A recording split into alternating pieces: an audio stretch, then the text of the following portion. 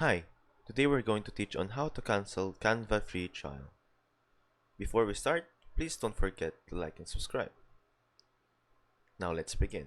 On Canva, we're going to press on the top right corner, which is your profile, and from there, you're going to click on settings.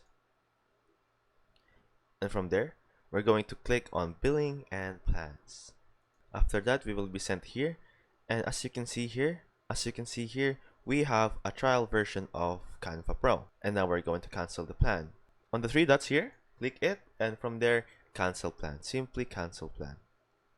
And from there, it's going to ask you remind me later or continue cancellation. Simply click continue cancellation. They're going to ask you why do you want to cancel. Simply press others. They're going to ask you why do you want to cancel. I'm going to simply put no money.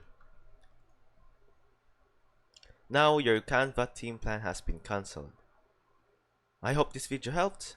Thank you for watching.